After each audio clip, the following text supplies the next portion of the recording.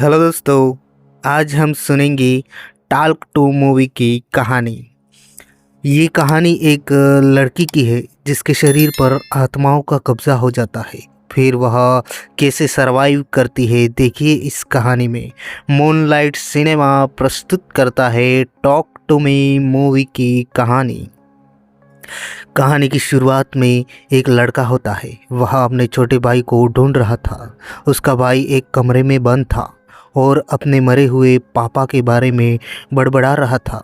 फिर उसका भाई दरवाज़ा तोड़कर अंदर आता है तो वह उसे चाकू मार देता है और खुद को भी मार डालता है।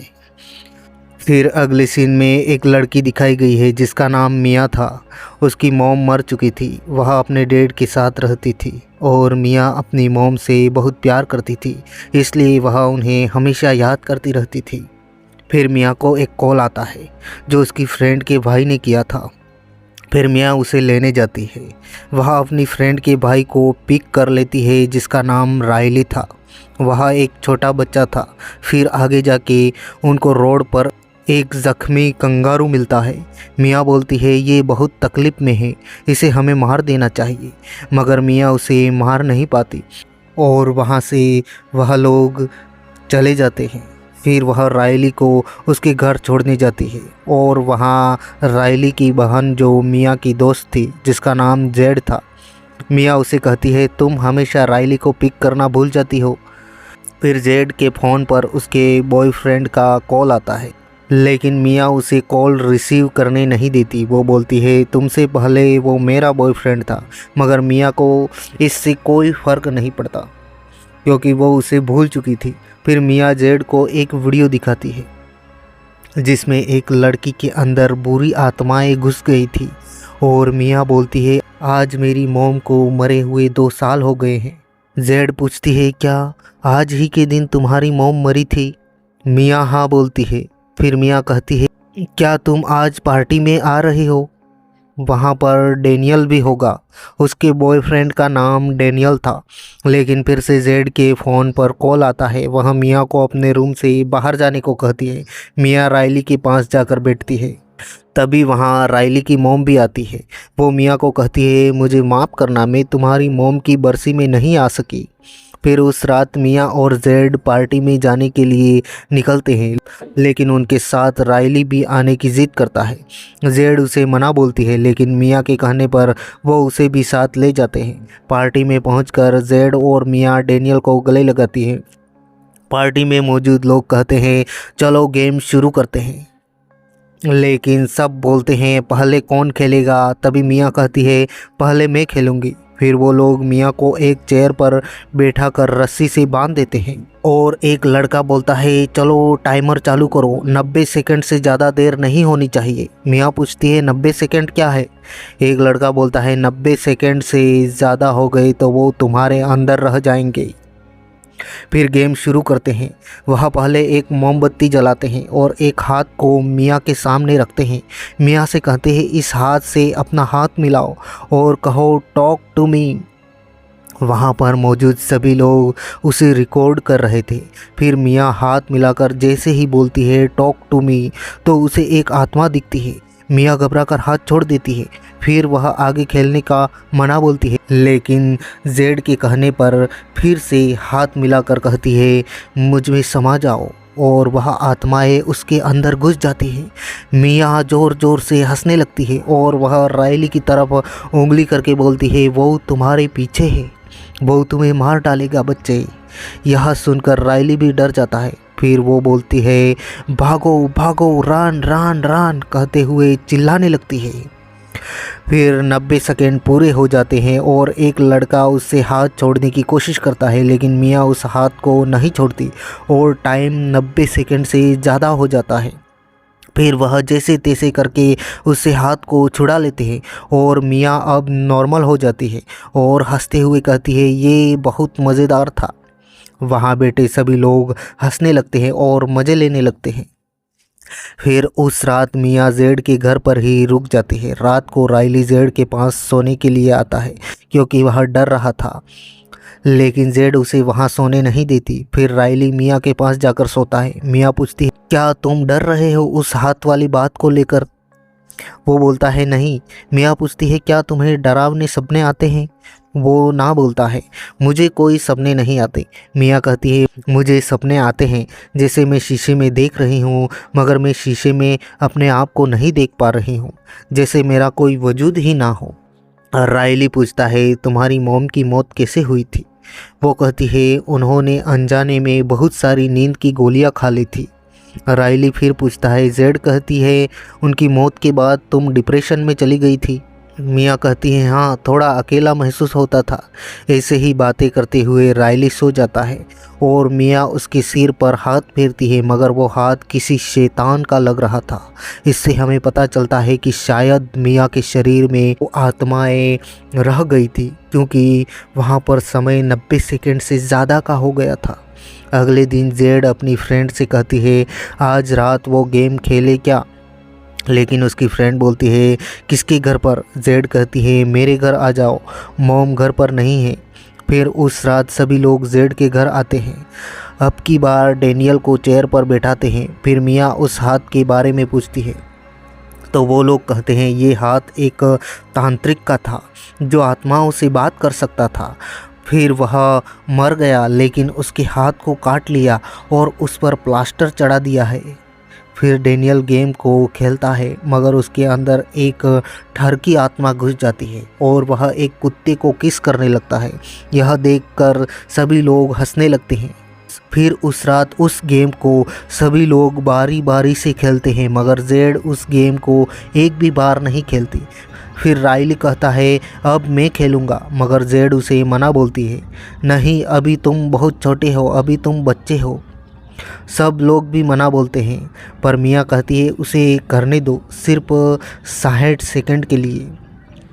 लेकिन जेड उसे मना बोलती है और वहाँ से चली जाती है। फिर रायली मिया से रिक्वेस्ट करता है तो मिया कहती है ठीक है, लेकिन सिर्फ 50 सेकंड। फिर रायली चेयर पर बैठता है और उस हाथ को पकड़कर बोलता है टॉक टू मी, मेरे अंदर समा जाओ। फिर रायली के अंदर भी एक आत्मा घुस जाती है। वह छोटा बच्चा था, इसलिए इन सब को सहन करने की शक्ति नहीं थी। उसके अंदर शैतान की आत्मा घुस जाती है, लेकिन वह मिया से कहता है मैं तुम्हारी मॉम हूँ और मैं तुम्हें बहुत मिस करती हूँ। फिर 50 सेकंड पूरे हो जाते हैं, मगर मिया मना बोलती है थोड़ी देर रुको, मुझे मेरी मॉम से बात करनी है।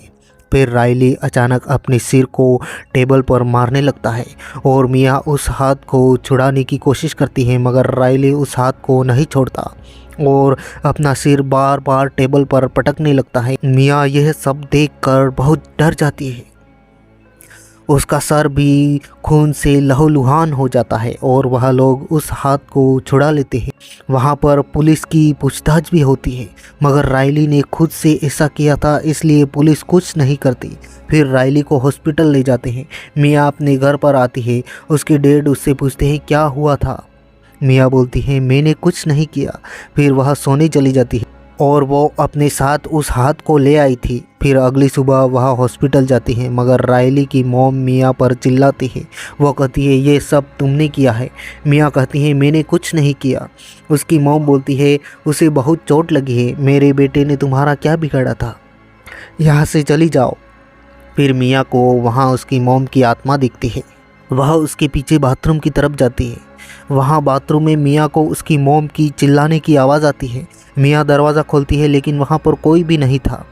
फिर मिया रोने लगती है। वह डेनियल भी था। वह मिया को उसके घर छोड़ने आता है, लेकिन मिया बोलती है तुम आज रात यहीं पर रुक जाओ। फिर वो दोनों कुछ देर तक बातें करते हैं और सो जाते हैं। लेकिन रात को मिया को एक शैतानी आत्मा दिखती है। वह आत्मा डेनियल का पैर चाट रही थी। मिया यह देखकर चिल्लाती है डेनियल उठो, डेनियल उठो। लेकिन जब डेनियल उठता है तो वह देखता है मिया उसके पैर को चाट रही थी। फिर डेनियल डर के वहाँ से चला जाता है। फिर मिया अपने आप को थप्पड़ मारने लग जाती है और खुद को कोसने लगती है। फिर वह उस रात कैंडल जलाकर उस हाथ को पकड़कर कहती है mom please talk to me. उसकी मॉम वहाँ आती है और उससे कहती है कि मैं जानबूझकर नहीं मरी, तुम्हें छोड़कर नहीं जाना चाहती थी। फिर कहती है मियाँ तुम रायली की मदद करो। और फिर उस रात उसकी मोम मियाँ के साथ सोती है। अगली सुबह रायली की बहन जेड उसे नहला रही थी और वहाँ रायली से पूछती है रायली तुम कुछ तो बोलो, तुम्हें क्या हो रहा है। लेकिन रायली जेड के हाथ पर काट लेता है। जेड उसे धक्का देकर खुद को छुड़ाती है, लेकिन रायली अपने सिर को दीवार पर पटकने लगता है क्योंकि रायली के अंदर उन आत्माओं ने घर कर लिया था। इसलिए वह अपने सिर को बार बार दीवार पर पटक रहा था और उसके सिर से जो खून निकलता है वह उसे चाटने लगता है। जेड चिल्लाती है कोई मदद करो। फिर अब उसकी मॉम और नर्स आकर उसकी हेल्प करती है। अगले सीन में मियाँ, जेड और उनके दोस्त बातें कर रहे थे। मियाँ कहती है क्या तुम्हें कुछ अजीब लग रहा है। वो लोग ना बोलते हैं, पर मियाँ कहती हैं मुझे हॉस्पिटल में मेरी मॉम दिखाई दी और कल रात मेरे घर पर एक आत्मा डेनियल का पैर चाट रही थी। तभी उनमें से एक लड़का बोलता है अगर 90 सेकंड से ज़्यादा हम उन आत्माओं के साथ रहे तो वो हमारे अंदर रह जाती है और फिर हमें कभी नहीं छोड़ती। मुझे ऐसा बकेट ने कहा था। फिर मियाँ कहती है बकेट कौन है। वो बोलता है बकेट उसका नाम है जिसने मुझे ये हाथ दिया है। बकेट वही होता है जो मूवी की स्टार्ट में अपने भाई को ढूंढ रहा था और उसका भाई खुद को मार देता है। फिर वो सभी लोग बकेट के पास जाते हैं और मियाँ उससे पूछती है तुम्हारे भाई के साथ क्या हुआ था। बकेट बोलता है उन आत्माओं ने उसका दिमाग खराब कर दिया था। मियाँ बोलती है किसी अपने को खोने का दर्द मैं जानती हूँ। फिर जेड बोलती है वो मेरा छोटा भाई है और वह बहुत देर तक उनके साथ रहा था। फिर बकेट कहता है तुमने एक छोटे बच्चे को यह करने दिया, अब वो कैसा है। जेड कहती है वो ठीक नहीं है, वो सिर्फ अपने आप को चोट पहुंचाने की कोशिश करता है। बकेट कहता है कि मैं तुम्हारी कोई मदद नहीं कर सकता। जेड वहां से उठकर जाने लगती है। मियाँ भी उसके पीछे जाती है। जेड कहती है सब तुम्हारी वजह से हुआ है, काश तुम मेरी दोस्त नहीं होती। फिर मियाँ कहती हैं हम रायली के साथ फिर से ऐसा करेंगे, शायद वह ठीक हो जाए। लेकिन जेड मना बोलती है, मगर मियाँ कहती है तो हमें कुछ तो करना होगा। फिर जेड मान जाती है और वो लोग उस हाथ को लेकर हॉस्पिटल में जाते हैं। जेड बोलती है मेरी मॉम 1 घंटे में आ जाएगी, हमें जल्दी करना होगा। फिर वह कैंडल जलाकर रायली को वहाँ हाथ पकड़ाते हैं और मियाँ कहती है इससे बात करो, मगर वहाँ पर कुछ भी नहीं होता। लेकिन फिर मियाँ कहती है हो सकता है रायली की आत्मा उसके शरीर से अलग हो गई हो, तो मुझे उससे बात करने दो। फिर मियाँ उस हाथ को पकड़कर कहती है रायली मुझसे बात करो। लेकिन वहाँ एक छोटी बच्ची की आत्मा आती है। मियाँ उससे पूछती है क्या तुम रायली को जानती हो, लेकिन वो बच्ची कुछ नहीं बोलती। फिर मियाँ कहती है क्या तुम रायली को जानती हो। वो बच्ची बोलती है नहीं, मगर मैं तुम्हें उसके पास ले जा सकती हूँ। और वह छोटी बच्ची कहती है मुझ में समा जाओ। फिर मियाँ को दिखता है कि रायली को बहुत सारी आत्माओं ने पकड़ रखा है और वह उसे तड़पा रही हैं। फिर मियाँ उस हाथ को छोड़ देती है और कहती है अब रायली को हम नहीं बचा सकते, वो आत्माएं उसे मार देगी। फिर मियाँ वहाँ से चली जाती है और अपने घर जाती हैं। वहाँ उसके डैड मियाँ से कहते हैं बेटा मुझे माफ़ कर देना, मैंने तुमसे एक बात छुपाई है। तुम्हारी मॉम ने मरने से पहले एक लेटर छोड़ा था, क्या मैं उसे पढ़ के सुनाऊं। मियाँ कहती हैं हाँ सुनाओ। उसके डैड लेटर को पढ़ते हैं। उसमें लिखा था आज मैं बहुत खुश हूँ और मैं तुम दोनों को छोड़कर जा रही हूँ। उम्मीद करती हूँ तुम दोनों इसके लिए मुझे माफ़ कर दोगे और मुझसे नफ़रत नहीं करोगे। फिर मियाँ कहती है नहीं डैड, मॉम ने ऐसा नहीं किया, उन्होंने खुद मुझसे बात की है, वो ऐसा नहीं कर सकती। फिर मियाँ रोने लगती है। उसके डैड उसे दिलासा देते हैं, लेकिन उसी वक्त मियाँ को उसकी मॉम की आत्मा दिखती है। वो मियाँ से कहती है तुम्हारे डैड झूठ बोल रहे हैं। फिर मियाँ वहाँ से अपने रूम में चली जाती है। वहाँ जाकर वह उसकी मॉम से बात करती है। उसकी मॉम कहती है वो तुम्हारे डैड नहीं है, वो शैतान है जिसने तुम्हारे डैड का रूप ले लिया है, वो तुमको मार डालेगा। तभी उसके डैड दरवाज़ा ज़ोर ज़ोर से पीटने लगते हैं। फिर उसकी मॉम कहती है तुम्हें रायली को बचाना होगा, तुम्हें उसे मार कर उसके दर्द से आज़ाद करना होगा। मैं उसे अपने पास रखूंगी। तभी उसके डैड दरवाज़ा तोड़कर अंदर आते हैं और मिया को मारने लगते हैं। दरअसल उसके डैड तो बाहर ही थे। वो एक शैतान था जो मिया के डैड के रूप में मिया को मार रहा था।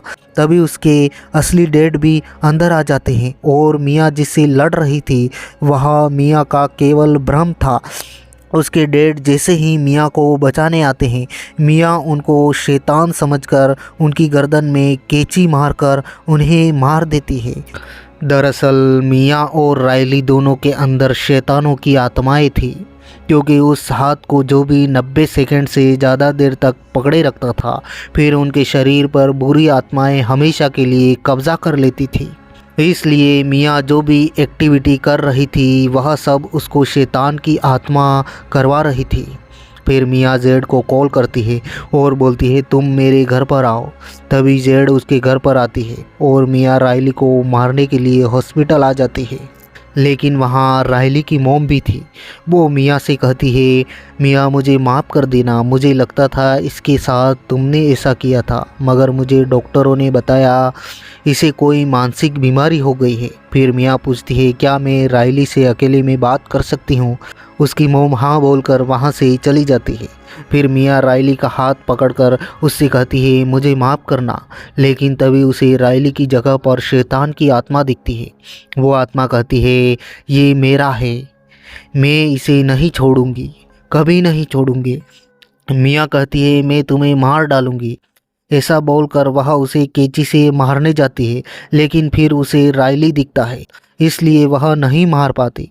एक तरफ जेड मिया के घर जाती है, वहाँ उसे मिया के डैड की लाश मिलती है और फिर जेड उसकी मॉम को कॉल करती है। उसकी मॉम बताती है कि मिया यहाँ पर है। जेड बोलती है कि वह खतरनाक है, उसे रायली के पास मत जाने देना। फिर उसकी मॉम रायली को देखने जाती है, मगर वहाँ रायली और मिया दोनों नहीं थे। इतने में जेड भी वहाँ आ जाती है और वह मिया को रायली को ले जाते हुए देख लेती है और उसके पीछे भागती है। लेकिन मिया उसको एक व्हील चेयर पर बिठा कर रोड की तरफ ले जाती है मारने के लिए। तभी वो शैतान मिया की मॉम का रूप लेकर मिया से कहता है तुम अच्छा कर रही हो मेरी बेटी, मुझे तुम पर नाज है, उसे मार डालो, मैं उसकी हिफाजत करूंगी। फिर वहाँ पर जेड आ जाती है और एक कार के ऊपर कोई गिरता है। दरअसल वह मिया ही थी। उसने अपने आप को मार दिया था क्योंकि वह रायली को नहीं मार सकी। फिर मिया वहाँ से ज़ख्मी हालत में उठती है।